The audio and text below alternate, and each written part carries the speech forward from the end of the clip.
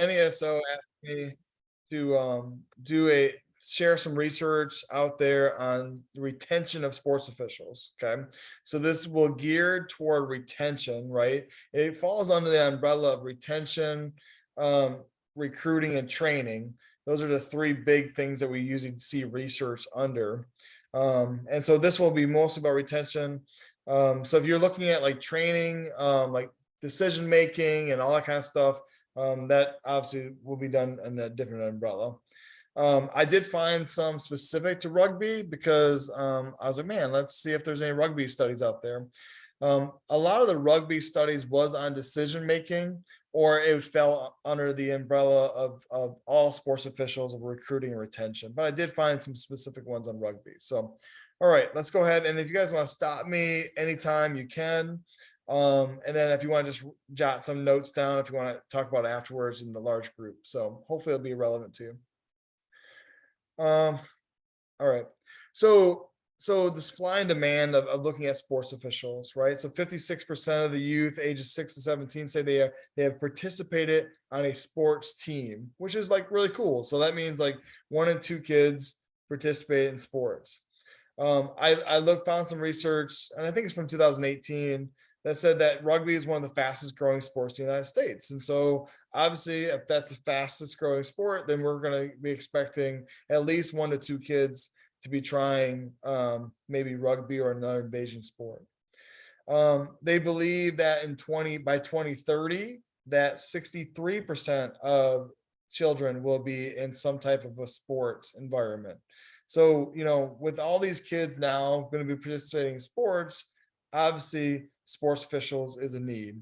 Um, there's research studies all over the place that says that there's a shortage of referees. I mean, in this one study, the DFB, which is in Australia, said that there are short 8,000 new officials each year, which is crazy, right? All right.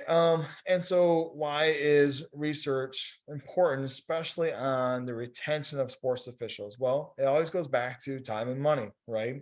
So the loss of an investment. I mean, if you have been in any type of leadership position, it takes a lot of time and effort to get these officials trained. And in the professional ranks, it's a lot of money that's involved too, because they spend a lot of time, effort into you, just the training itself and that kind of stuff. So, like, having a 5-year official compared to a 1-year official at any level, losing that 5-year level will obviously impact the organization and the sport overall. So just kind of give a brief intro to research on sports officials. There's not a ton of research on sports officials, especially in the United States. I've been working with NESO for the last probably about 7 years now. They funded a couple of research studies I've done, but there's just not a ton, right? And it started off with research on athletes. That was where all the money was going, is how can we train these athletes? And a lot of it was looking through the lens of Olympic athletes, so the Olympic sports. And then of course, once they kind of figure out that coaches can be a problematic to player development, they started doing some research on coaches as well. There's not been a ton of funds that's been geared toward training of sports officials for research. And that's where NESO over the last 7 to 8 years has been doing the ball that's going on in my room. It's flickering. Sorry about that. But NSO now has a research wing that's trying to help support that research. Most of the literature out there, if you're looking at sports officials, most of that literature is surrounding about professional levels. Not much, good special effects. Not much of the grassroots entry level, which is really important for obviously developing the sports officials, right? That grassroots entry level and developing them and making them feel comfortable. That's where we need a lot of those funds and resources devoted to. But again, most of the sports scientists are only looking at the professional level or the highest amateur level. And then if you look at a lot of literature, 10 years and more, most of the literature in sports officials about getting the call right. It's on reaction time or just the what makes a good official, which is the characteristics of it, right? And so again, that's really not looking at the time and money piece that we were talking about earlier of recruiting and retaining of them. All right, so what is the beginning research on retention of sports officials? Well, early studies focused on the relation between stress and intervention among elite officials, right? And then I highlighted adult age officials is the mainstream. That was the most important people that they wanted to retain. And let's face it, that probably was the most officials was mostly men at the time, anyways. Okay.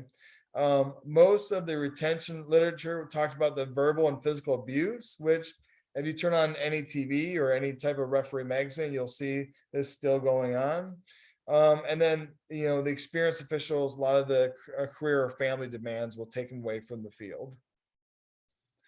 NESO did a study, a pretty big study, almost about 10 years, about 7 or 8 years ago, where they went through Arbiter, and anyone that had Arbiter accounts, they would do this. I mean, massive. It was like 25 minutes to fill out the survey. It was crazy.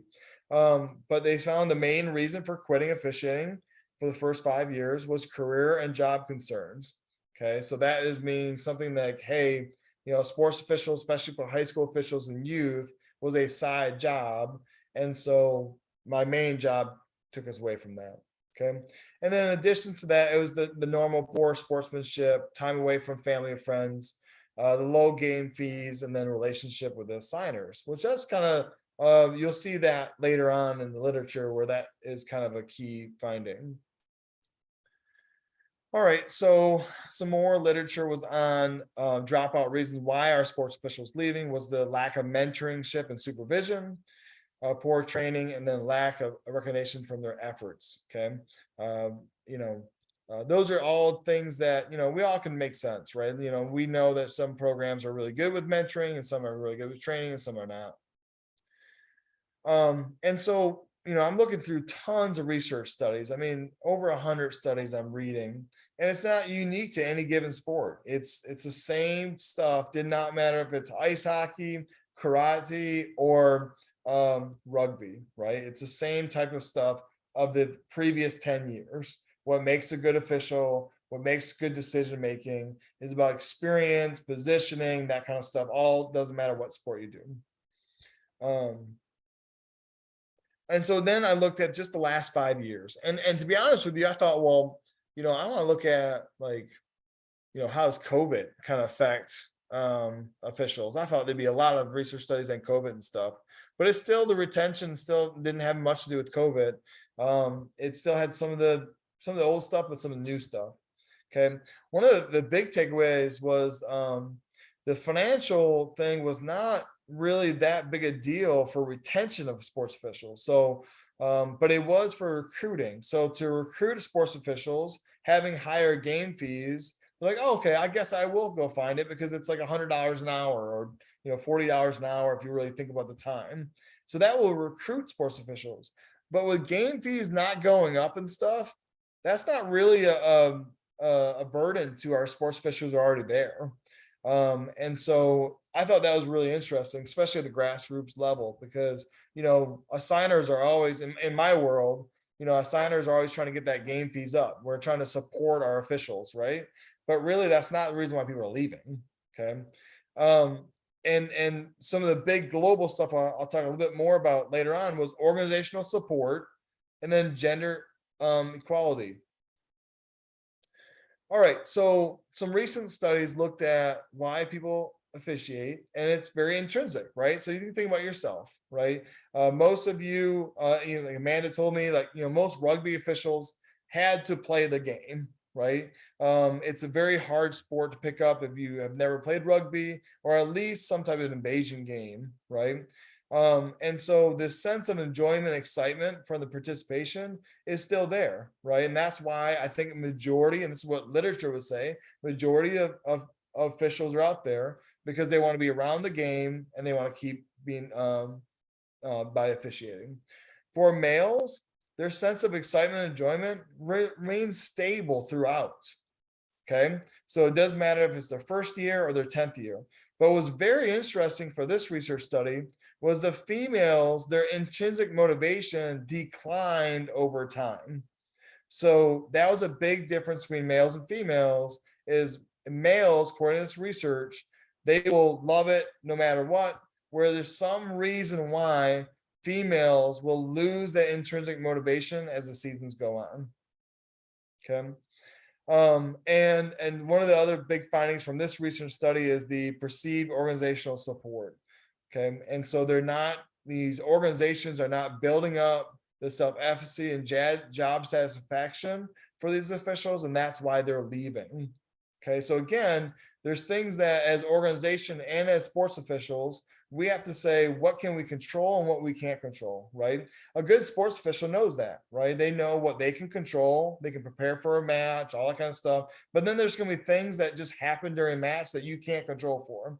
And so, you have to deal with those with your, imagery and self-talk and all that kind of stuff and experience. Well, same thing with like recruiting and retaining of sports officials. There's some things that we can't control. Someone gets a job and they have to move.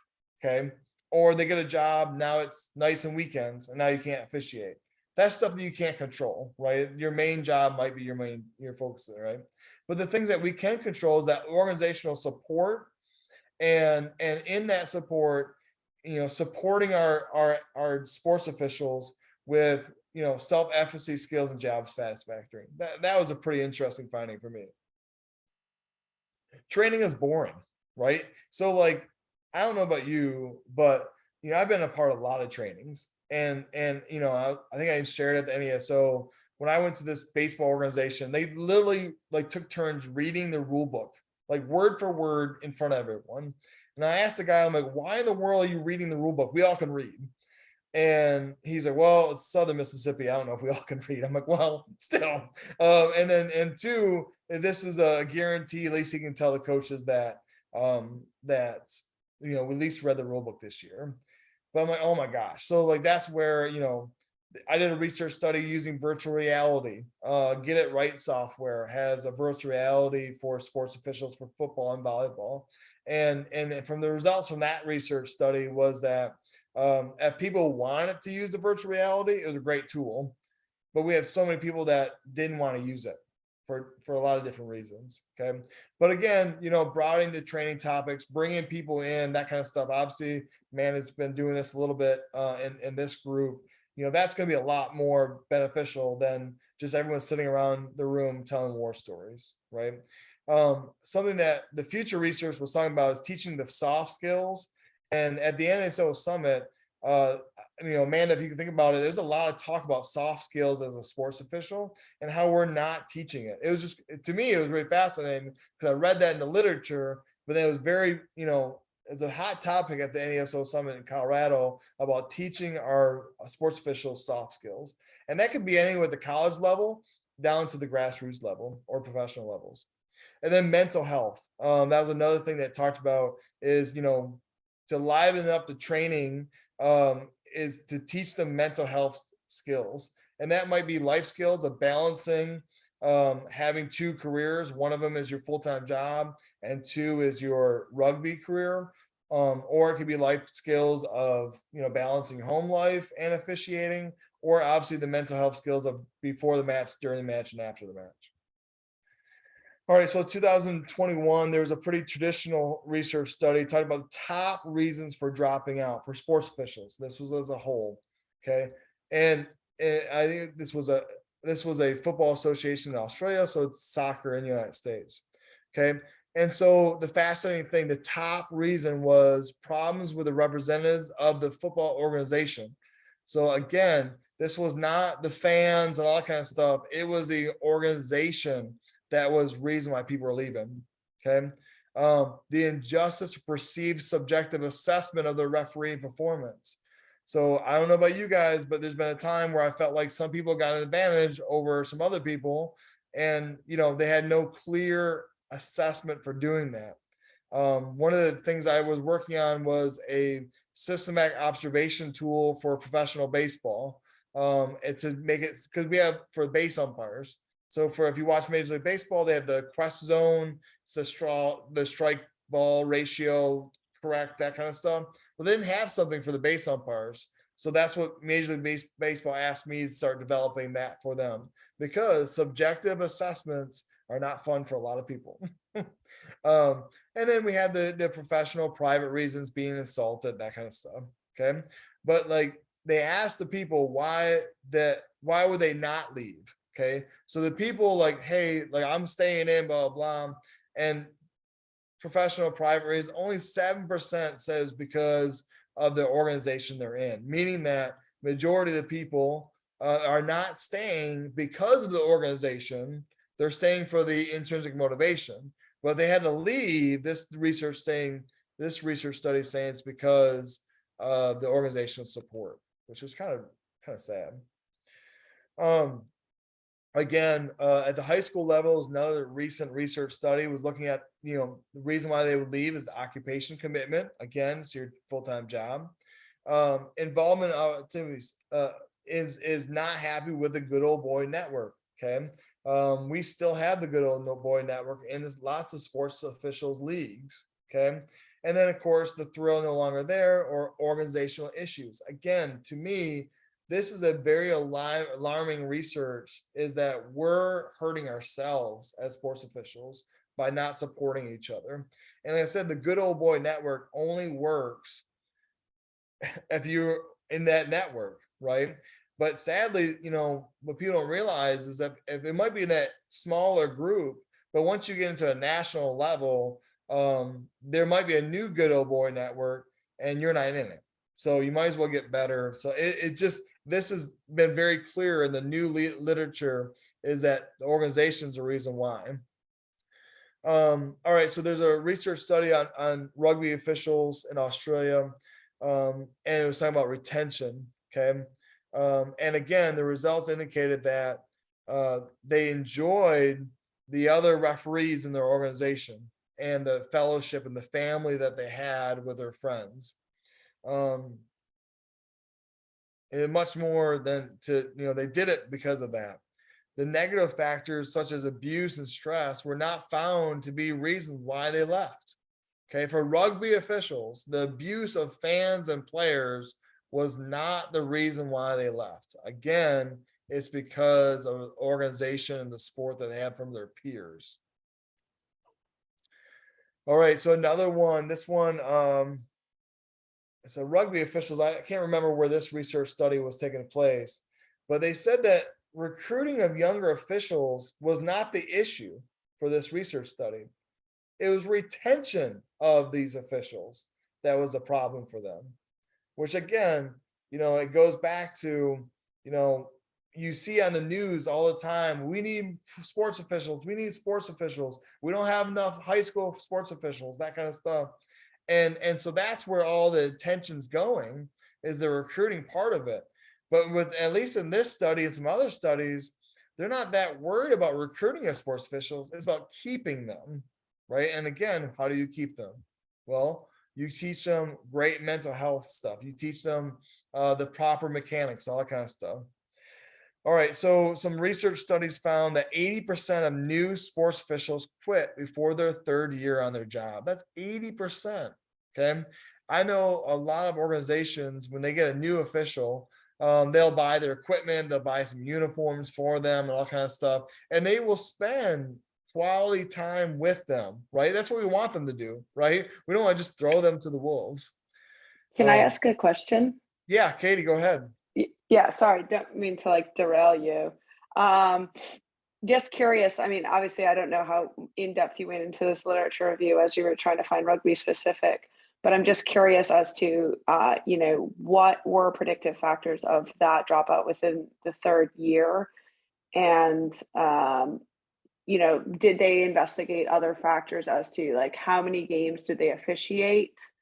Versus like the frequency. I'm just curious as to like, I guess the root of the question gets to, are the people that are dropping out by the third year the people that did one match a month, one match every 3 months, or is it people that are regularly officiating, engaged in the community, and they're dropping out? Because there obviously are going to be bigger factors between those two cohorts.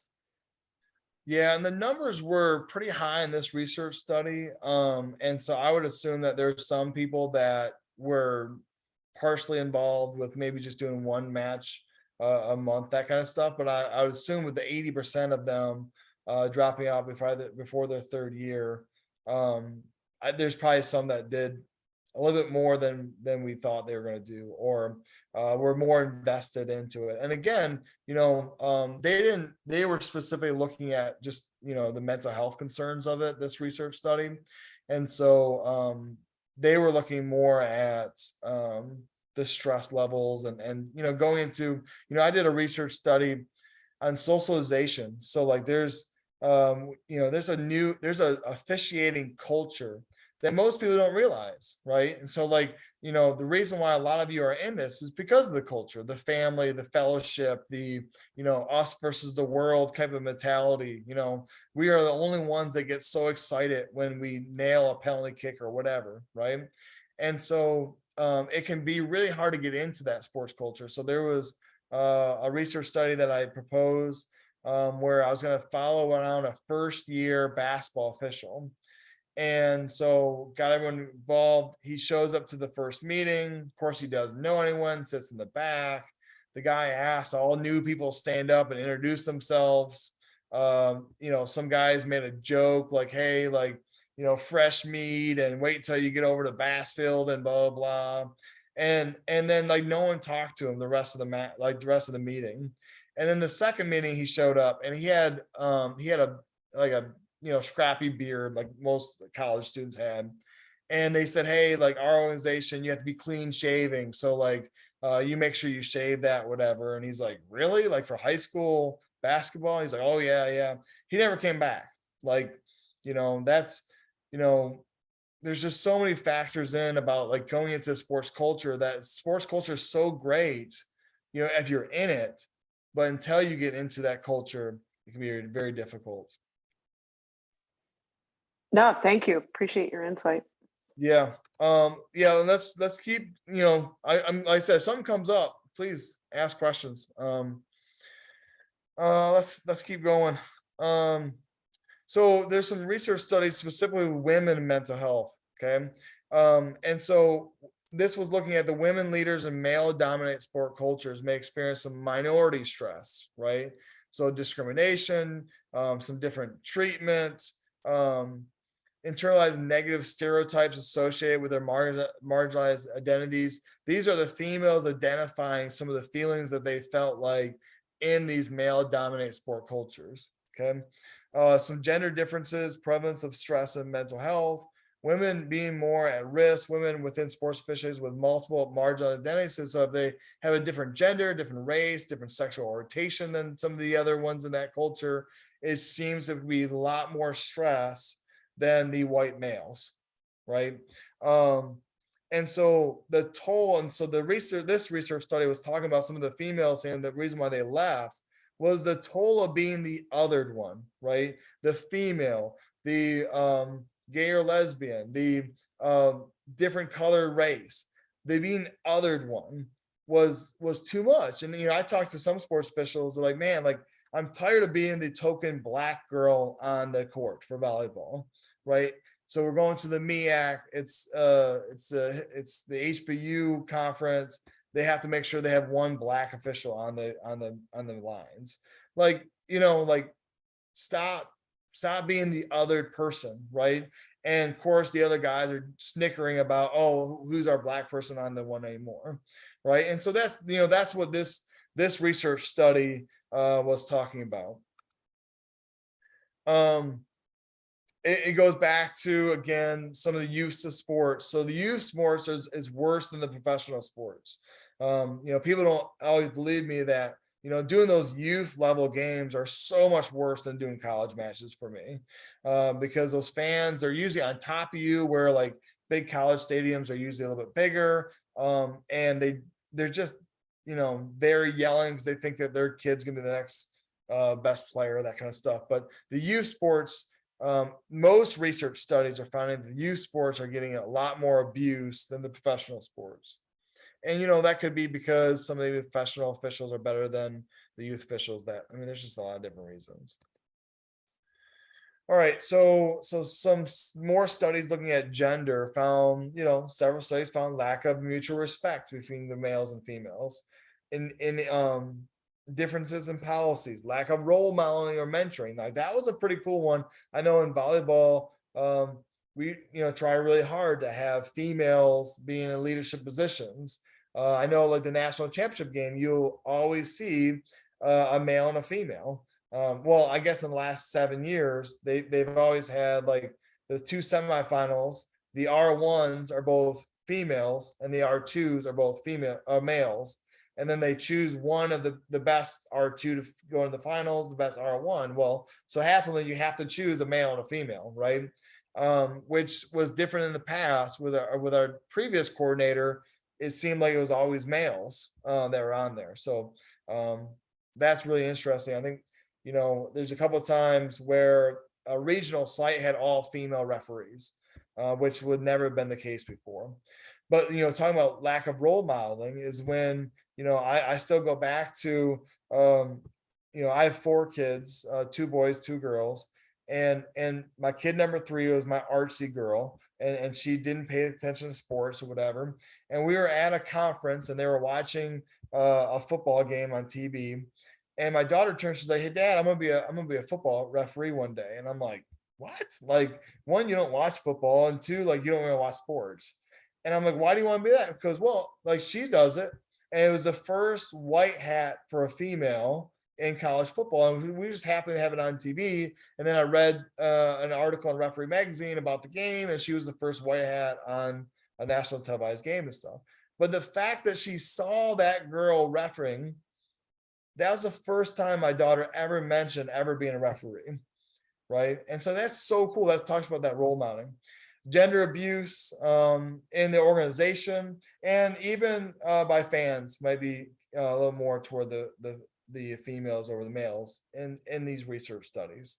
There's a karate research study that found the lack of role models in male dominant work environments were stressors only for the experienced female referees.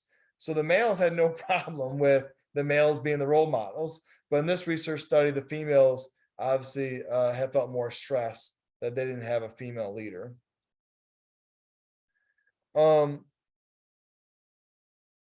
So this research study looking at gender found a lack of mutual respect for the females, more difference in policies, lack of role modeling, and then gender abuse for this research study.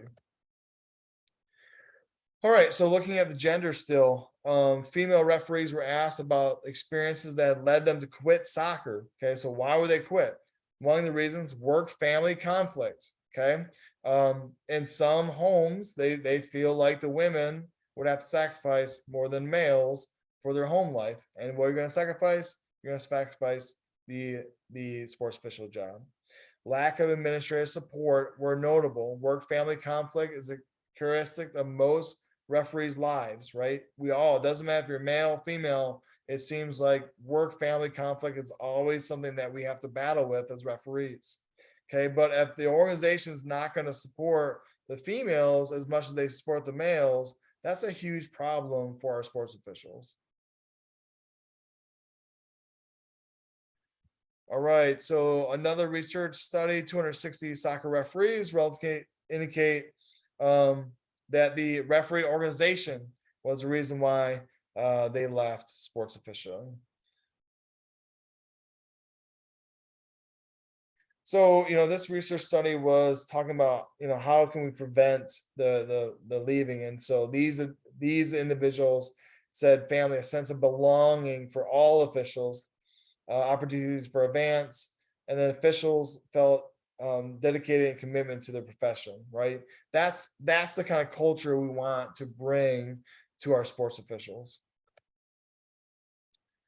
All right, so that's going to be everything that I prepared for tonight, and I would love to hear a little bit from your guys' experiences and or some thoughts that you guys had on any of the stuff that we talked about tonight.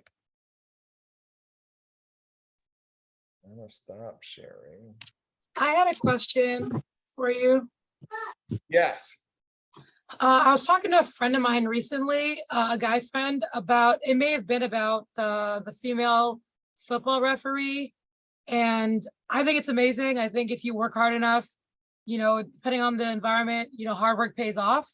And he sort of kind of said like she only got it because she was a girl, essentially. And while I think there's definitely a place for diversity, how is it looking to like make it seem like she's not the worst referee of all time, but she's actually maybe number 3 out of referees, but because she's a woman, they moved her up. Like how do we discuss like she's not a dirtbag, she's still good, she's just not maybe not the number 1 or number 2, but she's still top, that's why she made it.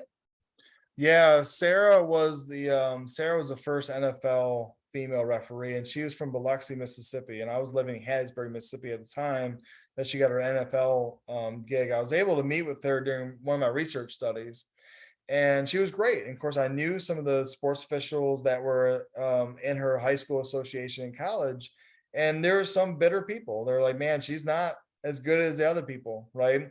And NFL gave her the opportunity, right? And so, but it talks about that, like the grace thing, right? I mean, she's going to make a mistake. Anyone's first year at a higher level, they are going to make mistakes, right?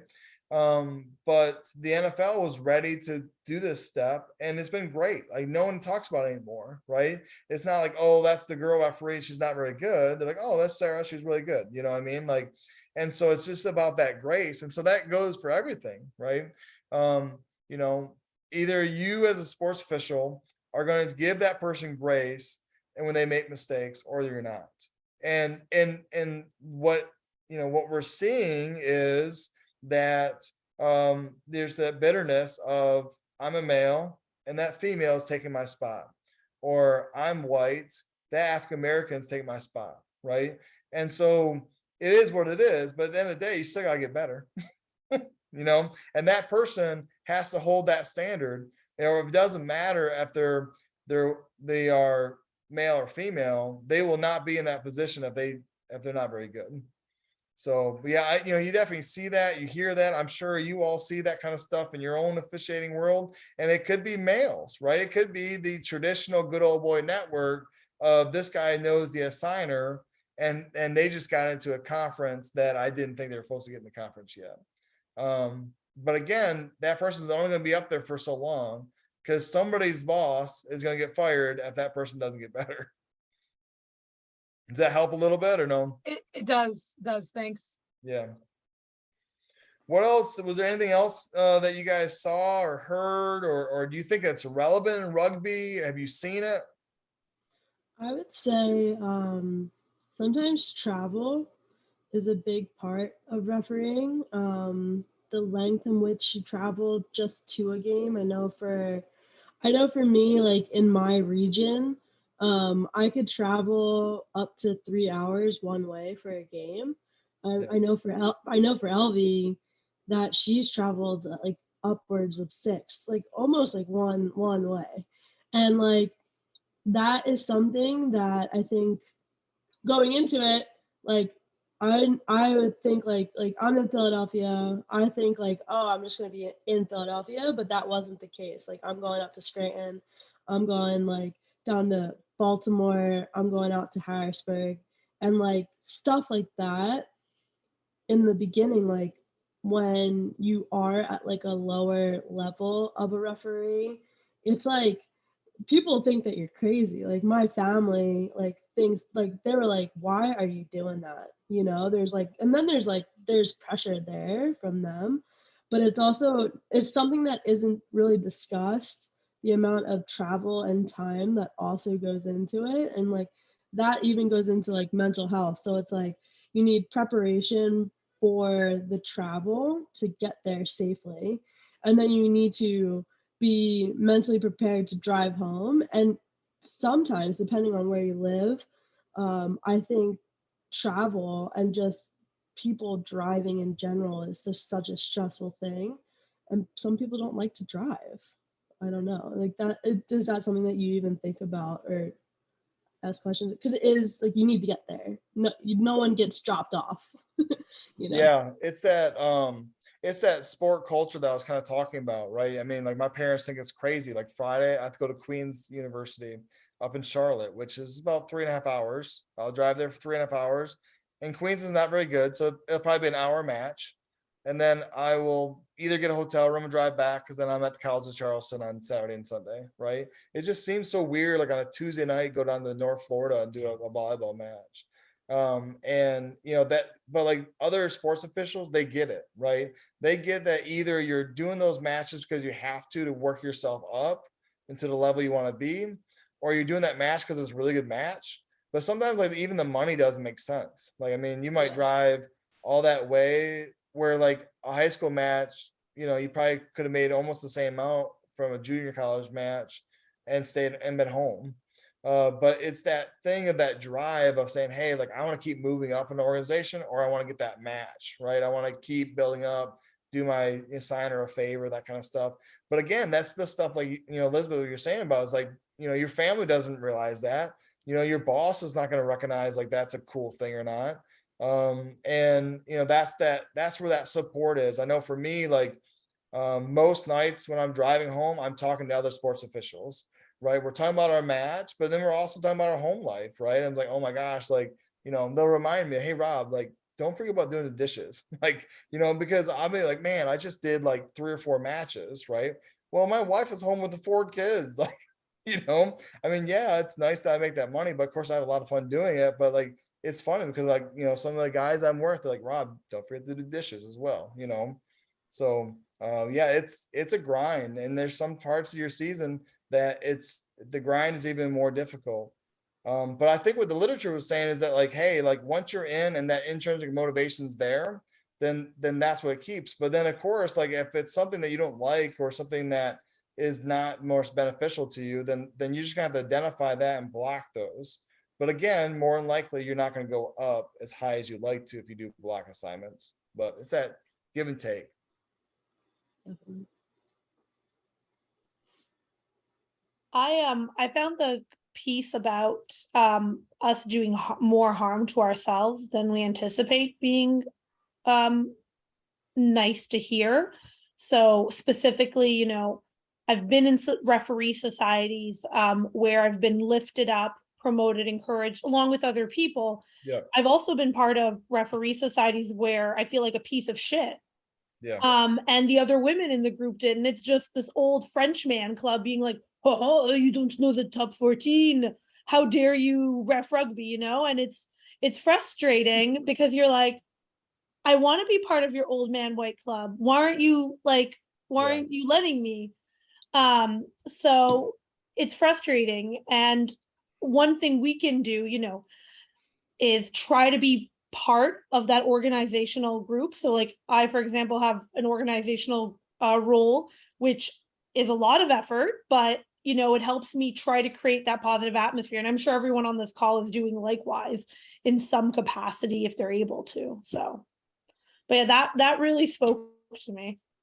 Yeah, and like I said, I think we all have felt that way, right? I mean, like it's amazing. I was at a national qualifier for volleyball, and I walked in the room, and it was like segregated by race. Like I'm just like, are you kidding me? Like, where are we at right now? Like, what year is this?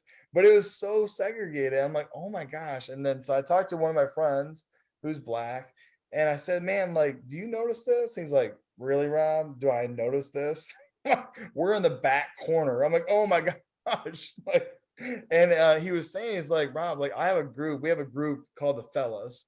And there's males and females in the group, but it's all African Americans. And he has to have this tight group to bounce off these ideas and get support.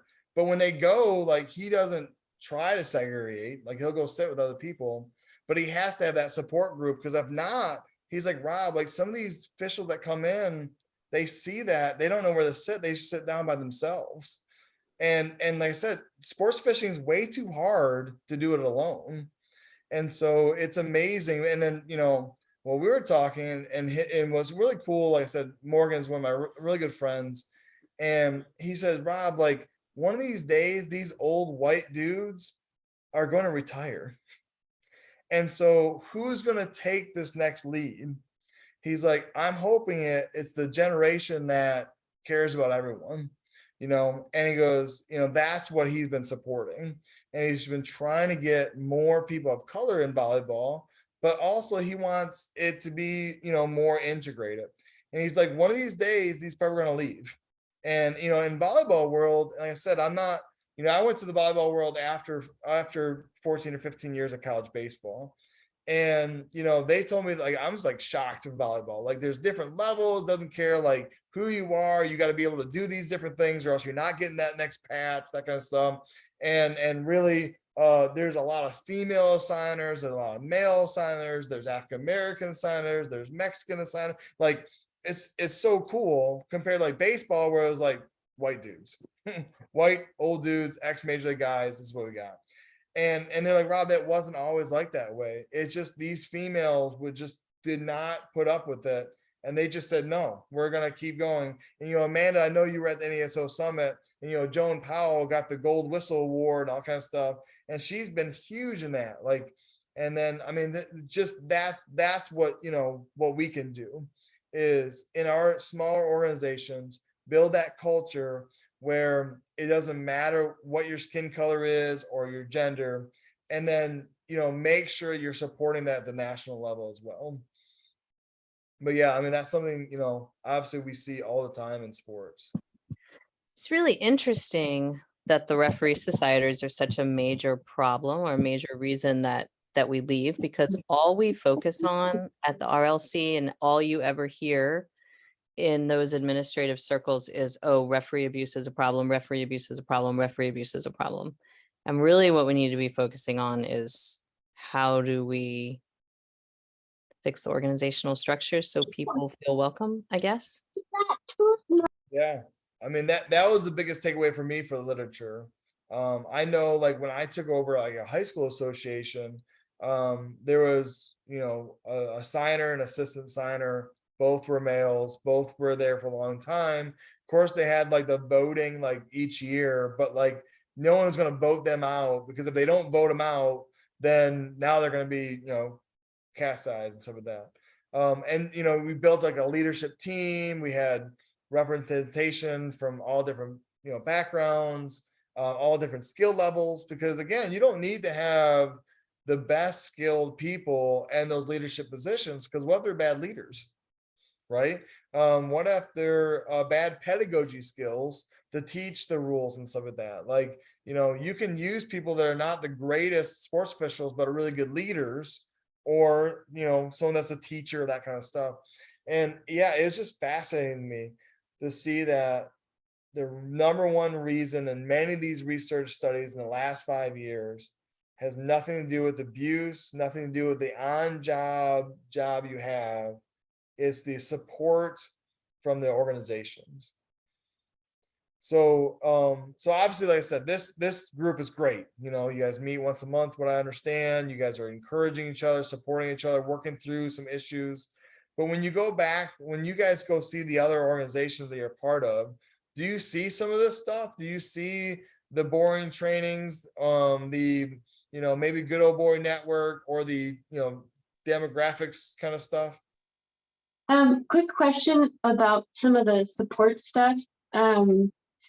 Like when they would ask these questions about support, was it about perceived report, like perceived support, or actual report? And like, has there ever been like anything that's looked at like the difference, whereas like everyone has access to all these resources, but they're not perceived as being supported because they're not good at like disseminating information?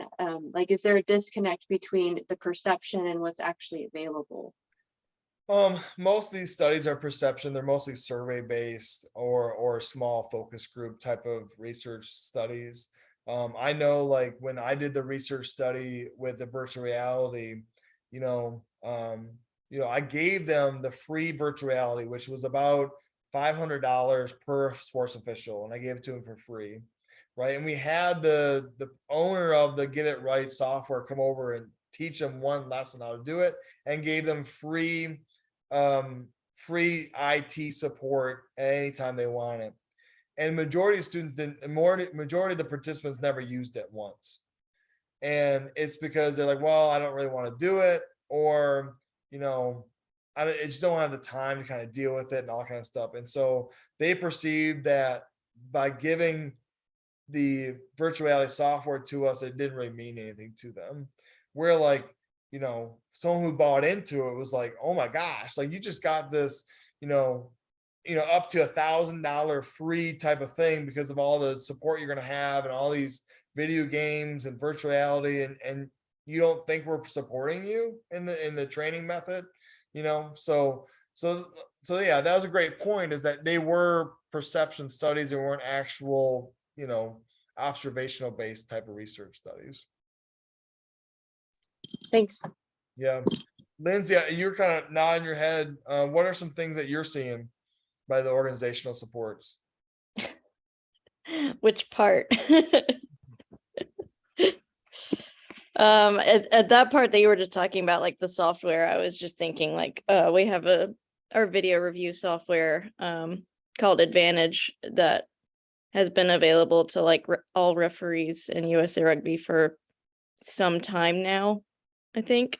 And I literally just had a conversation like a week ago with someone in our local society, and he was saying something about like, yeah, well, if you have access to Advantage, and I was like, I don't know how many times we have to tell you, like, everyone has access to Advantage. Like, I don't know how to disseminate this information any further. So it just kind of cracked me up. Like, I also get like the disconnect because we have lots of pitfalls, but also lots of resources. And sometimes it's frustrating when it just can't seem to get from that central organization down to the local ones.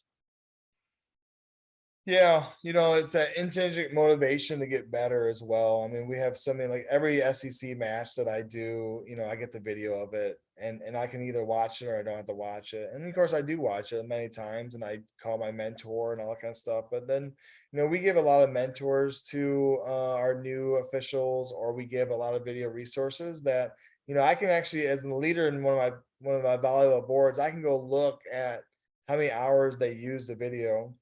And of course, a lot of times they don't access it once, right? And then they get like, they struggle with the rules exam or something like that, or they have protests in a volleyball match for a college volleyball match. And I'm like, it was in the video, like it was actually in the training videos that are out there. But then it goes back to, like I said, if it's not working, we got to do something different, and that's something I was talking to my leadership board the other day. And it's like, hey, well, let's, have your mentor watch the videos with them, or have a report that they kind of go through together to go over the answers that they missed on the exam, that kind of stuff. Because, sadly, if they're not held accountable to do things, then some people are not going to do it. Right. So. Also, if it's boring, like if people perceive the training as boring, what do you do? Like, what do you do about that? I mean, this is supposed to be like a fun thing that we all do outside. Nobody's going to get rich doing it. So if it's boring, I don't know how that gets fixed. Yeah, a lot of people don't make it to the level that they want to start engaging with additional materials, because you just get, like we were talking about with the travel, like you just get thrown in as a new baby ref, and then are told to go drive for 2 hours and get paid like $75, and in 6 months. Yeah, like you're not going to reach the point that you're trying to review film like that. Well, it's also like return on investment. Like if they have no idea what that return is going to be, or like, is this worth it as a junior ref? Like, am I going to devote 3 hours unpaid to do this, if not longer, because it's so new to you that you're trying to figure out Advantage and how the hell do I tag and whatnot. And then. Yeah. And that's a great example of where we should be putting a lot of our resources into the baby refs.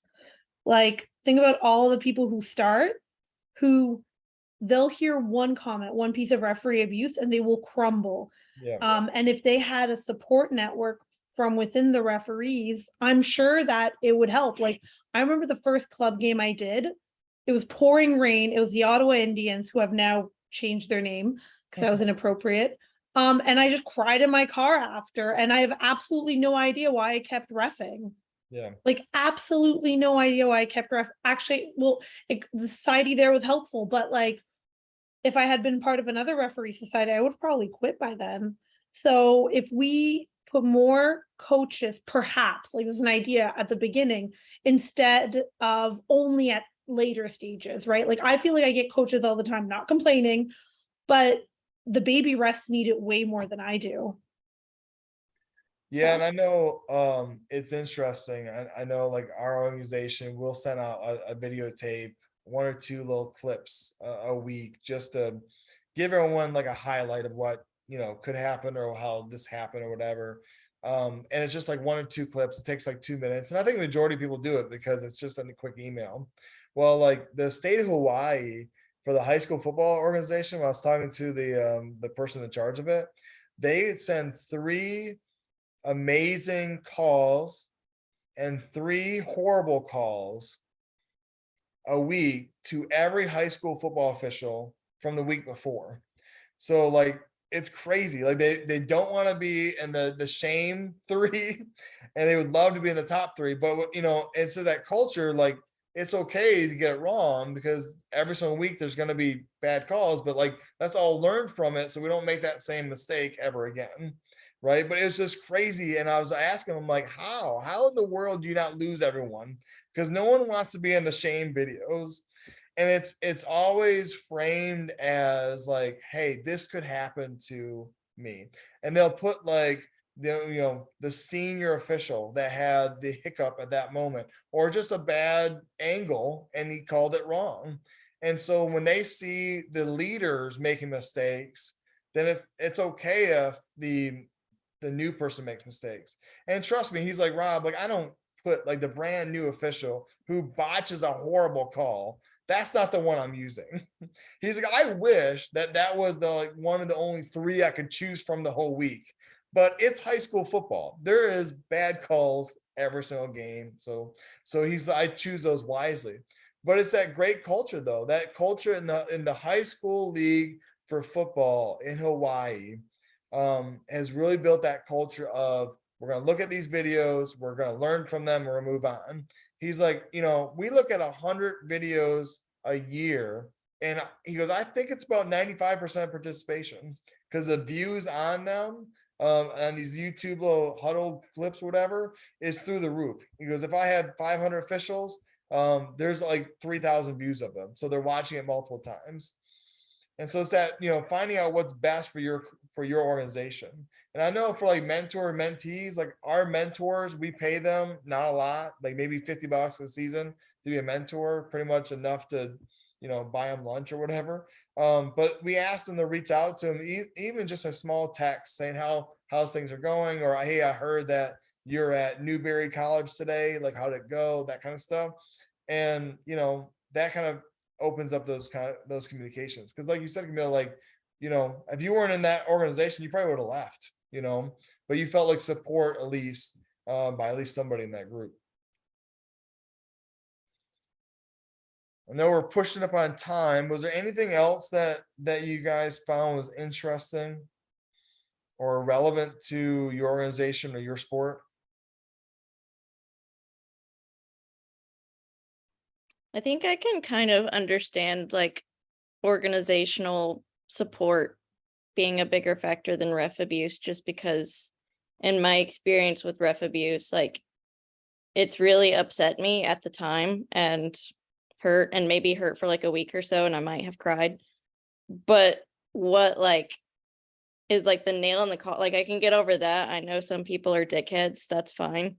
What's the nail in the coffin is when the organization doesn't seem to care. Like the ref abuse happens, that sucks, but when the organization doesn't do anything, when there's no consequences, when it's just like, okay, you can be called the C word at a match and then that's fine, that's like what's really devastating. And when you're like, maybe this isn't just worth my time. Yeah, and I definitely felt that this weekend. So I was at Coastal Carolina. They're playing Georgia Southern. It was number 1 versus number 2 in the ASUN, and I gave out 5 yellow cards. That was a nice heated match, 3.5 hours. I had to do the match report and I sent it to my assigner. And she just said, great job, Rob. Like that support was impactful, because I'm walking away thinking I just got fired.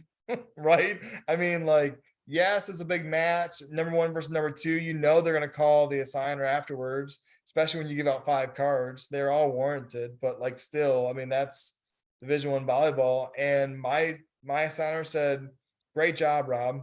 Like, no questions asked, because she knows me, right? That support, it means so much to me, because like I was driving home, which is 2.5 hour drive, and my son, my 10-year-old son, was at the match with me, because it was dad and son weekend. And you know, like he saw all that stuff, and like I was just questioning myself, what am I doing, right? For like $300, like really, like to deal with that kind of stuff. But then when my assigner's like, Rob, great job. Like I'm like, all right. And then of course I called my referee friends, and they're like, hey, you know, you handled this well, or hey, if you would have done this differently, maybe you didn't have to get the card, that kind of stuff. But it's huge. And you know, it still goes back to me. There's things that you can control as sports officials, and there's things you can't.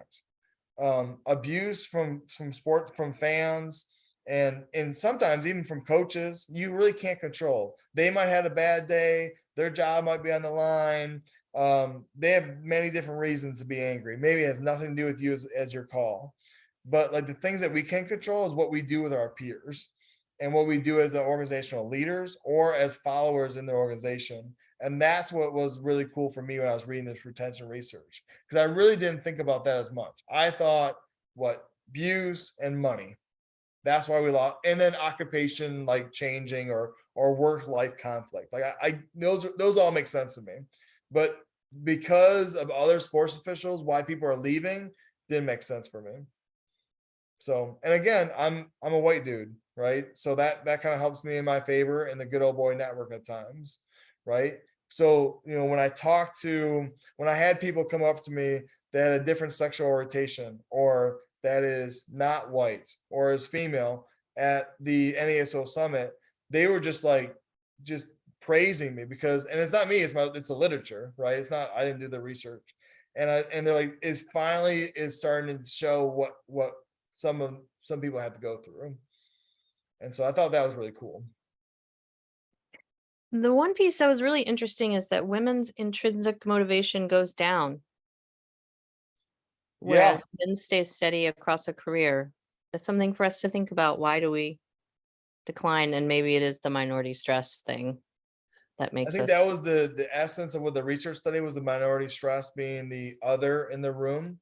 But again, I think just with dealing with people in our organization, sometimes the husbands are not as supportive as the wives. You know, it's, hey, like someone's got to take Sally to the baseball game or whatever, and I had a long day at work. You're just doing referee thing. Why don't you take them? Or someone's homesick. It's the mom's responsibility to go home, take care of the son, not the dad's. And that's just the perception I see in some, and that's probably coming mostly from the baseball background. Like I said, there was no taking off because your kid was sick. Like there literally was, one of my kids was in the hospital in ICU, but it's the first week of D1 baseball. And they're like, well, don't you have a wife? I'm like, well, yeah, but my kid's in ICU. Like they don't know if he'll make it. Like I'm kind of, that's more important than USC Upstate. So Yeah, I feel like it has a lot to do with family planning, the pressure to have kids, having kids, then it's harder to get back into the rhythm. And then just I kind of want to pivot from there to make a note on how, like, if you ever want to ref in New York City, the society is so supportive, because I remember telling one of the referee coaches, Peter Simpson, it's like, what if I have a baby and I can't, like, where do I put the baby? And he's like, just volunteer the people at the field, bring a little pen, and then tell them when you show up, oh, you got to take care of the baby or I can't ref. And he's like, I did it all the time. yeah, People do that. it's amazing. I mean, like for me, like my kids, everyone knows my kids go with me, because I have 4 kids. They all play travel sports, and so like, you know, if I have a volleyball match, I'm gonna take my 2 girls, because they're either playing or like they can come with me. But there's some people who are like, whoa, you're taking your kid? Like, why your kid's gonna hang out with you that weekend? Yeah, they're gonna sit over there and watch dad, because that's what dads to do, right? But some organizations, like baseball, that would never have been okay. Like if I took my kid to an NCAA baseball game, like the other officials would tattle on me. So it depends on your organization, right? And how open they are to family, right? For me, like family always comes first, right? That's obviously very important to me and my family. And so if I'm in a leader organization, I have to walk that same walk with my officials. So someone called, like just the other day, I was doing an evaluation, and one of my line judges, daughter got in a car accident, and she's fine, but like the mom was like stressed out. I'm like, hey, go, like see you later. I'll do the line for you. And like she was just dumbfounded. I'm like, your daughter just got in a car accident. Like, get out of here. Like, what are you doing? It's a Division II match. So you're never gonna remember this, but your daughter will always remember the time that you came and met with her. So like, but some organizations not like that. So that's what that's what this literature is saying, is like, hey, you can control your organization. Okay. And you might not be able to control it because you're not at the top yet. Okay. But you can control it at the bottom. And one of these days, the people on the top are going to retire. And then hopefully you'll take over. That's my goal. Awesome. Thank you so much for your time, Rob. Really appreciate it. I think we all Yeah. got a lot out of it, and we have a lot to think about. Yeah, and like I said, if you guys have more questions, or if you want me to search something, and this is what I like to do. I like to search sports official and research. I like to do research studies, and so if something comes up and you guys want me to do a research study, or if you want me to go look up some stuff, let me know. Awesome. Thank you. Thank you. All right, Amanda, and like I said, go ahead and share my email address with everybody, that kind of stuff. Okay. I definitely will. I'm going to stop Awesome. recording.